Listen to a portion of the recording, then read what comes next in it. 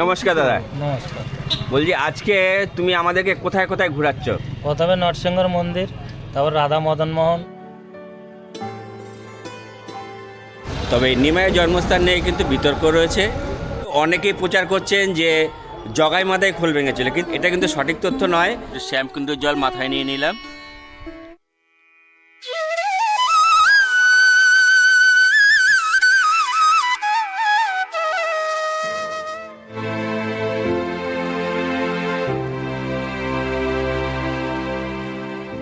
যারা কলকাতা থেকে আসছেন তারা প্রথমে হাওড়া কাটোয়া লোকাল ট্রেন ধরে পৌঁছে যাবেন নবদ্বীপ ধাম কিংবা বিষ্ণুপ্রিয়া স্টেশন।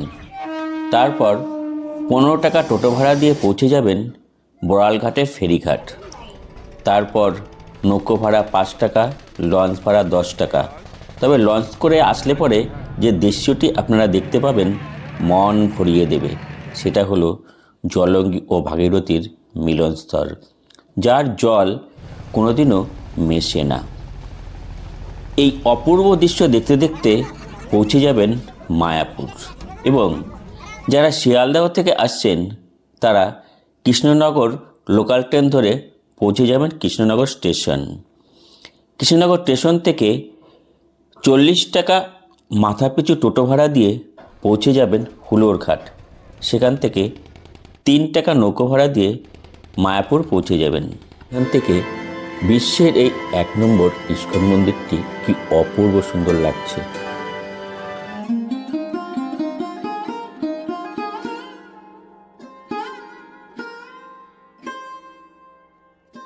তো মন্দিরে ঢুকেই কিন্তু বালদিকে পেয়ে যাবেন আপনারা। এখানে চলছে অখণ্ড হরিনাম সংকীর্তন, আর ঠিক তার উল্টো দিকেই রয়েছে ভোগ প্রসাদের কুপন কাউন্টার।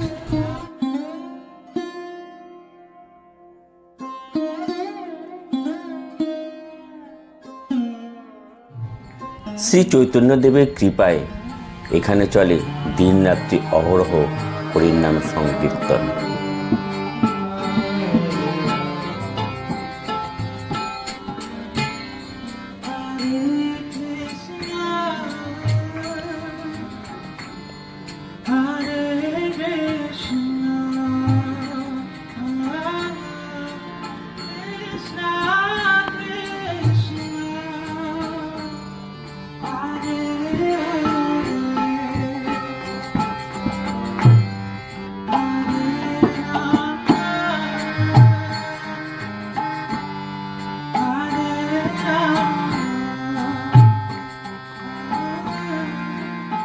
ইস্কন মন্দিরে আমরা প্রবেশ করেই প্রথমে আমরা ভোগ প্রসাদের কুপন কেটে নিলাম। আপনারা চাইলে সুলভ মূল্যে 50 টাকা করে ভোগ প্রসাদ পাওয়া যায়, আপনারা সেটা সংগ্রহ করতে পারেন। তবে আমরা কেটে নিয়েছি গীতা ভবনে ভোগ প্রসাদের গ্রহণের জন্য। আমাদের পড়লো মাথাপিছু 70 টাকা করে। তা এই কুপন কাটার সময় হলো ঠিক সকাল 8টা থেকে আপনার 12টা পর্যন্ত। আর ভোগ প্রসাদের যে গ্রহণের যে সময় রয়েছে দুপুর 12:30 থেকে 2টা পর্যন্ত আপনারা ভোগ প্রসাদ পেয়ে থাকবেন। আমরা প্রথমে এখন এই ইস্কন মন্দিরের বাইরে বেরিয়ে ইস্কন মন্দিরের যে সাইট সিনগুলো রয়েছে সেই সাইট সিনগুলো প্রথমে আমরা দর্শন করব। দর্শন করে আমরা চলে আসবো এই ভোগ প্রসাদ গ্রহণ করতে। ইস্কন মন্দির থেকে ভোগ প্রসাদের কুপন কেটে আমরা বাইরে বেরিয়ে পড়লাম। এখান থেকে আমরা যাবো সাইট সিন ভ্রমণ করতে। তা সাইট সিনে কী কী রয়েছে সেই সমস্ত কিছু আপনাদেরকে ঘুরে দেখাচ্ছি। আর এখান থেকে আমরা যে টোটোতে যাচ্ছি সেই টোটোর নাম্বার আমার ভিডিও ডেসক্রিপশন বক্সে দেওয়া রইল, প্রয়োজনে কিন্তু আপনারা যোগাযোগ করে নিতে পারেন। নমস্কার দাদা। নমস্কার। বলছি আজকে তুমি আমাদেরকে কোথায় কোথায় ঘোরাচ্ছ? প্রথমে নরসিংহর মন্দির, তারপর রাধা মদন মোহন, তারপর আপনার নিমাইয়ের জন্মস্থান, তারপর লক্ষ্মীপ্রিয়া বিষ্ণুপ্রিয়া সচিমাতার কোলে নিমাই, তারপর জগাই মাথায় খোলভাঙা মন্দির, অদ্বৈত গদাধরের মন্দির, তারপরে পড়বে লাস্টে আপনার মাসির বাড়ি শ্যামকুণ্ড, রাধাকুণ্ড, গুপ্তা বৃন্দাবন, তারপর কাজের সমাধি, লাস্ট জগন্নাথ মন্দির, তারপরে হচ্ছে লক্ষণ সেন বলান সেন রাজার বাড়ি।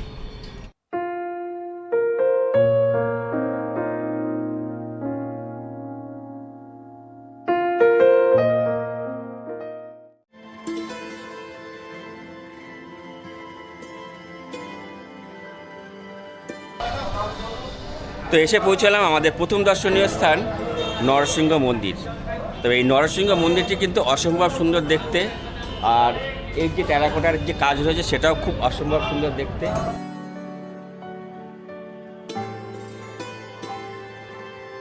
তো মন্দিরের গর্ভগৃহের ছবি তোলা নিষেধ রয়েছে, তাই মন্দিরের গর্ভগৃহের ছবি আপনাদেরকে দেখাতে পারবো না। তো মন্দিরের সিংহদুয়ারেই রয়েছে কিন্তু দু সাইডে দুটো সিংহ, আর মেন প্রবেশদ্বারের দু সাইডে রয়েছে নারায়ণ, আর ঠিক মন্দিরের উপরে রয়েছে নরসিংহদেব। আর মন্দিরের গর্ভগৃহে যে ছবি রয়েছে সেটা আপনাদেরকে আগে দর্শন করে আসি, তারপরে আপনাদেরকে জানাচ্ছি।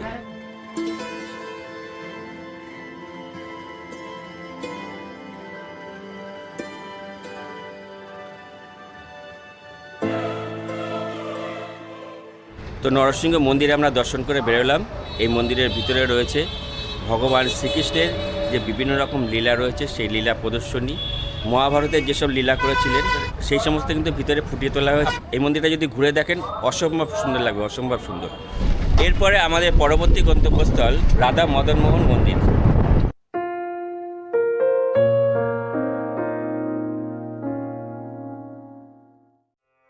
এসে পৌঁছলাম শ্রী শ্রী গৌর সুন্দর শ্রী রাধারমণ জিও মন্দির। মন্দিরের বাদিকেই রয়েছে বৃন্দা দেবী অর্থাৎ তুলসী মাতা দেবী।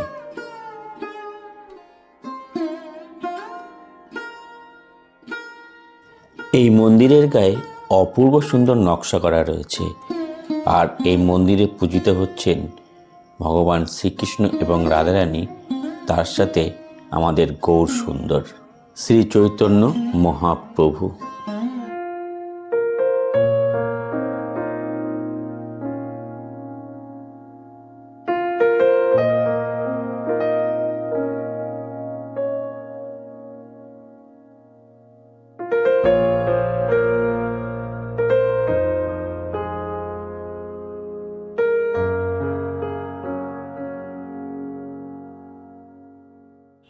তো ঘড়ির সময় বলছে 11:11, আর আমরা পৌঁছে গেলাম শ্রী চৈতন্যদেবের জন্মভূমি, নিমাইয়ের জন্মস্থান। তবে এই নিমাইয়ের জন্মস্থান নিয়ে কিন্তু বিতর্ক রয়েছে। তো অরিজিনালি যে নিমাইয়ের জন্মস্থান সেটি কিন্তু গঙ্গাবক্ষে এখন বিলীন হয়ে গেছে, আর সেটা হচ্ছে নবদ্বীপ ধামে, আর এখানেও নিমাইয়ের জন্মস্থান বলে মানা হয়। তা চলুন, এই চত্বরটা কিন্তু বেশ সুন্দর, আর মেন প্রবেশদ্বার দিয়ে ঢুকেই আপনারা কিন্তু পেয়ে যাবেন এখানে রয়েছে ভক্তি বিনোদ স্মৃতি মন্দির। এই হচ্ছে নিমাইয়ের জন্মস্থানে মেন মন্দির। মন্দিরের গর্ভগৃহে নিমাই এবং রাধাকৃষ্ণ পূজিত হন। এখন ভোগ আরতি চলছে। এই হচ্ছে সেই নিম গাছ, নিমাইয়ের জন্মস্থান বলে এখানে মানা হয়।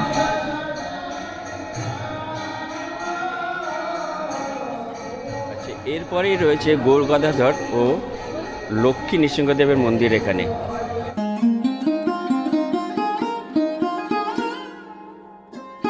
এই হচ্ছে গৌর গদাধর এবং লক্ষ্মী নৃসিংহদেব।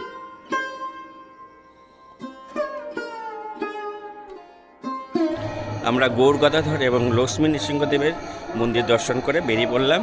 এখানে আরও যেসব দর্শনীয় স্থান রয়েছে সেসব দর্শনীয় স্থানগুলো আপনাদেরকে ঘুরে দেখাচ্ছি। নিমাইয়ের জন্মস্থান মন্দিরের এই পাশেই কিন্তু রয়েছে গৌরকুণ্ড। চলুন আমরা গৌরকুণ্ডের দর্শন করে আসি।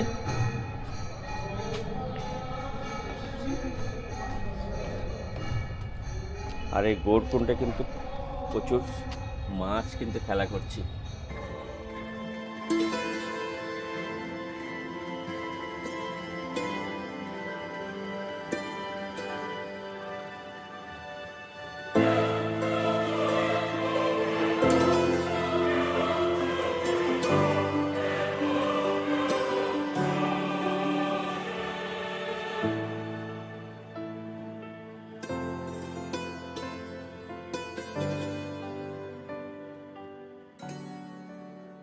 তো আবার টোটোতে উঠে পড়লাম পরবর্তী গন্তব্যস্থলে যাওয়ার জন্যে।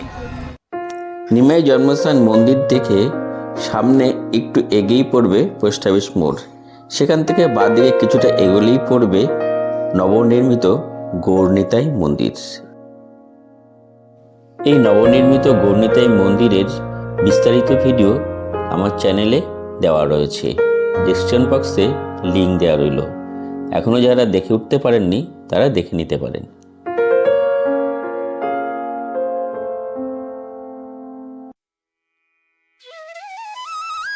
মন্দির দর্শনের সময় সকাল 8টার থেকে দুপুর 12টা পর্যন্ত এবং বৈকাল 4টার থেকে রাত 8টা পর্যন্ত।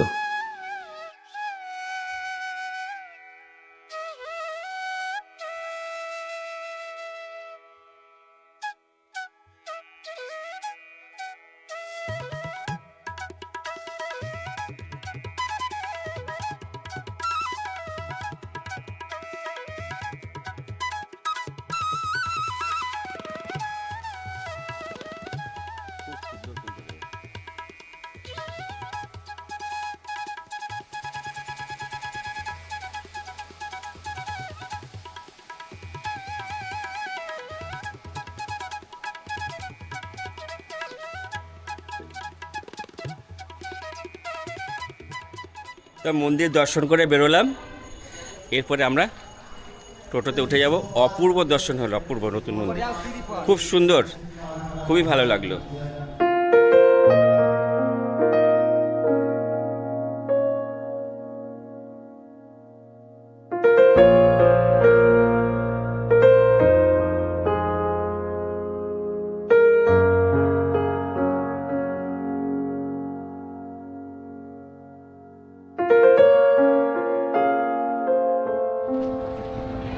তো ঘড়ির সময় বলছে 12টা বেজে 13 মিনিট, আর আমরা নতুন মন্দির থেকে প্রায় 2 মিনিট অটো চলার পর আমরা পৌঁছে গেলাম শিবাসঙ্গন। এই হচ্ছে শিবাসঙ্গন। এগিয়ে চললাম শিবাসঙ্গন মন্দিরের দিকে। এখানে চাঁদকাজি যে মহাপ্রভুর খোল ভেঙেছিল সেই খোলটি এখানে রাখা আছে। অনেকেই প্রচার করছেন যে জগাই মাথায় খোল ভেঙেছিল, কিন্তু সঠিক তথ্য নয়। সঠিক তথ্য হলো এই যে মহাপ্রভুর যে খোল ভেঙেছিল চাঁদকাজি, তিনি এই মহাপ্রভুর নাম সংকীর্তন প্রচার করতে দেবে না, তার জন্য কিন্তু খোল ভেঙেছিল ঠিক এই স্থানে। তা চলুন এখানকার যে আরও যে জায়গাগুলো রয়েছে সেসব জায়গাগুলো আমরা দর্শন করে আসি। তা এখানে রয়েছে তুলসী মন্দির, আর ঠিক এর পিছন সাইডে রয়েছে সন্ন্যাসীদের সমাধি মন্দির।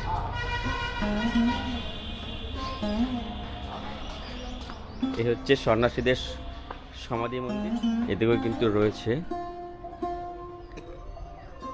শ্রীমৎ ভক্তিভূষণ ভগবত গোস্বামী মহারাজের সমাধি মন্দির হলো এটা। তো এরপরে আমরা যাচ্ছি এই শিবাসঙ্গনের ডান দিকে আরেকটা মন্দির রয়েছে, সেই মন্দিরটা দর্শন করতে। ঠিক আপনারা চলে যাবেন, এরকম ডান দিক দিয়ে এরকম রাস্তা রয়েছে, এই রাস্তা ধরে একটু এগুলি পেয়ে যাবেন। এই হচ্ছে শ্রী অদ্বৈত ভবন এবং শ্রী গদাধর ভবন।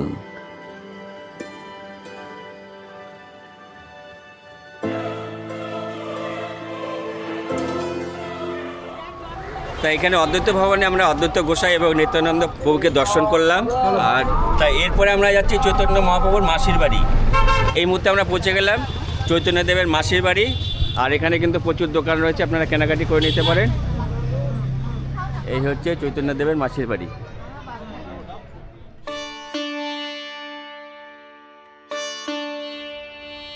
এই হলো প্রভুপাদ সমাধি মন্দির। এখানে আছে শ্যামকুণ্ড।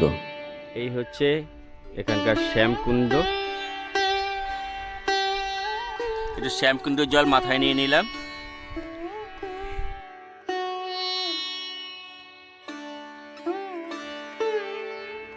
এই হচ্ছে চৈতন্য মঠের মন্দিরের মূল প্রবেশ পথ।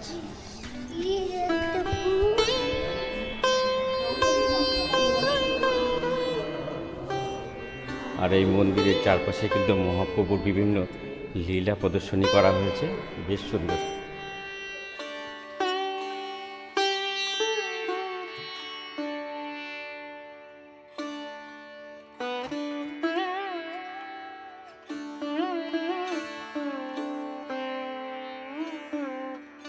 এই মন্দিরে আরও রয়েছে ষড়ভুজা গৌরাঙ্গের মূর্তি। এই হচ্ছে কেলি কদম্ব গাছ। এই রয়েছে তামাল বৃক্ষ এখানে। এখন আমরা চলে এসেছি রাধাকুণ্ড।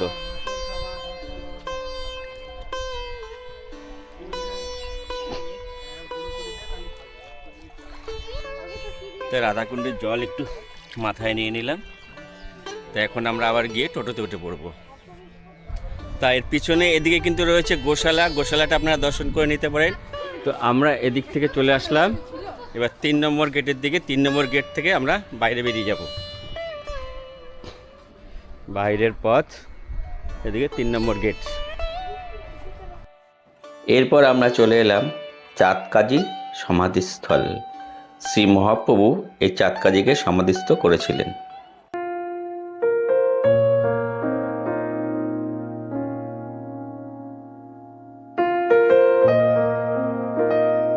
ঘড়ির সময় আপডেট 12:45, আর আমরা এই মুহূর্তে পৌঁছে গেলাম জগন্নাথ দেবের মন্দির।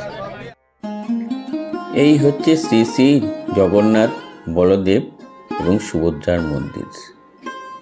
এই মন্দিরটি মায়াপুরের রাজাপুরে অবস্থিত। এগিয়ে চললাম মন্দিরের দিকে। দেখুন কি অপূর্ব সুন্দর আলপনা আঁকা রয়েছে। তো এখন আমরা চলে এসেছি জগন্নাথ দেবের মূল মন্দিরে। এখানে নাম সংকীর্তন হচ্ছে।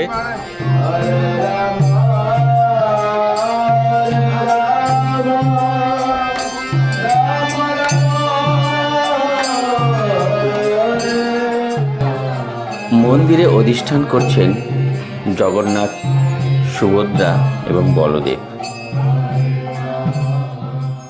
আমরা জগন্নাথ দেবের মন্দিরে 4-5টা পরিক্রমা করছি।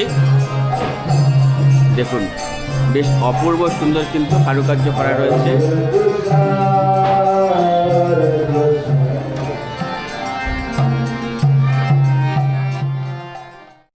তাই জগন্নাথ দেবের মন্দিরের ঠিক উল্টো দিকে রয়েছে ইস্কন মন্দিরের যে রথযাত্রা, সেই রথযাত্রার কিছু পিকচার কিন্তু এখানে তুলে ধরা হয়েছে। বেশ এটা আপনারা অবশ্যই দর্শন করবেন, বেশ ভালো লাগবে। এরপরে রয়েছে সীমন্তিনী কুণ্ড।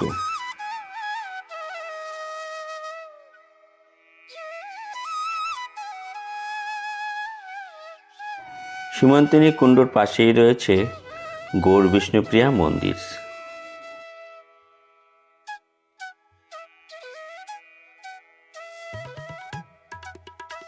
এই গৌর বিষ্ণুপ্রিয়া মন্দিরের ঠিক পাশেই রয়েছে 108 বার হরে কৃষ্ণ নাম মহামন্ত্র জপ করার জায়গা।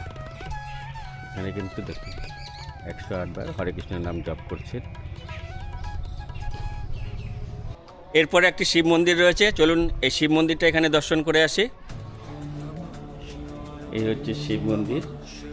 মন্দিরের প্রবেশপথের প্রথমেই রয়েছে নন্দী মহারাজ, আর এখানে মহাদেবের সব ছবি আঁকা রয়েছে। আর এখানে ভক্তরা সবাই মনস্কামনা জানিয়ে ঢিল বেঁধে গিয়েছেন।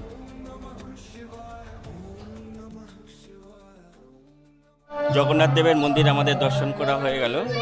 এরপরে আমরা যাব নদিয়া জেলার যে রাজধানী ছিল বল্লাল সেন এবং লক্ষণ সেন, সেই বল্লাল সেনের ঢিপি। তা চলুন বেরিয়ে পড়ি।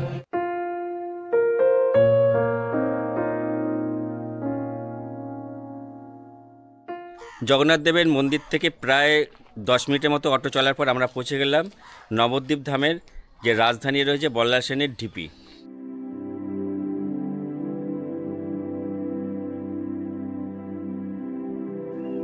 1980 দশকের শুরুতে এএসআই এর খনন কার্যের মাধ্যমে এই বিশাল ইটের কাঠামোটির সন্ধান পাওয়া যায়। ধারণা করা হয় এটি দ্বাদশ শতাব্দীর রাজা বল্লাল সেনের সময় প্রাসাদের ধ্বংসাবশেষ। এখানে প্লাস্টারের কাজ, টেরাকোটা, পোড়ামাটির মানুষ ও পশুর মূর্তি এবং তামার পাত্রের মতো নিদর্শন পাওয়া গিয়েছে। নমস্কার দাদা। দাদা কোথা থেকে এসেছেন? বিষ্ণুপুর, বাঁকুড়া জেলা। বাঁকুড়া বিষ্ণুপুর থেকে। বিষ্ণুপুরে খুব ভালো জায়গা। মন্দিরনগরী বিষ্ণুপুর। মন্দিরনগরী বিষ্ণুপুর। তা এখানে এই যে মায়াপুর ধামে এসে কিরকম লাগছে বলুন? খুব সুন্দর লাগছে। খুব সুন্দর লাগছে। সমস্ত জায়গায় ঘুরে দেখেছি। চৈতন্যদেবের জন্মস্থান, তো মায়াপুর ইস্কনের মন্দির। তবে দাদার সাথে পরিচয় ভীষণই ভালো লাগলো। তবে আমরা এই চত্বরটা একটু ঘুরে দেখছি। ভালো থাকবেন। Thank you. প্রায় 30 ফুট উঁচু এই ঢিপিটি ইটের একটি অনন্য স্থাপত্য কমপ্লেক্স, যা মধ্যযুগীয় বাংলার ইতিহাসের এক গুরুত্বপূর্ণ অংশ। এটি বর্তমানে পশ্চিমবঙ্গ পর্যটন ও প্রত্নতত্ত্বের একটি উল্লেখযোগ্য স্থান। এই মুহূর্তে রয়েছে প্রায় 1700 সালে পুরনো সেই নবদ্বীপের যে রাজধানী ছিল, যে রাজা ছিল বল্লাল সেন, সেই বল্লাল সেনের টিপিতে অপূর্ব সুন্দর জায়গা। আর আজকে কিন্তু আমাদের এই সিধা মায়াপুরের যে সমস্ত সাইট সিইংগুলো ছিল, সেই সাইট সিইংয়ের অন্তিম গন্তব্যস্থল কিন্তু এই বল্লাল সেনের টিপি। তা চলুন আমরা এখন ইস্কন মন্দিরে গিয়ে আমরা প্রথমে ভোগ প্রসাদ গ্রহণ করব। আজকের এই ইস্কন মায়াপুরের সাইট সিইংয়ের ভিডিওটা আপনাদের কীরকম লাগলো একটি কমেন্ট করে জানাতে ভুল করবেন না। এটি আপনাদের কাছে হয়তো কয়েক সেকেন্ডের ব্যাপার, কিন্তু আমাদের কাছে এটি ভীষণই মূল্যবান। দেখা হচ্ছে আপনাদের সাথে আগামী পর্বে। ততক্ষণ আপনারা ভালো থাকবেন, সুস্থ থাকবেন এবং আমার সঙ্গে থাকবেন।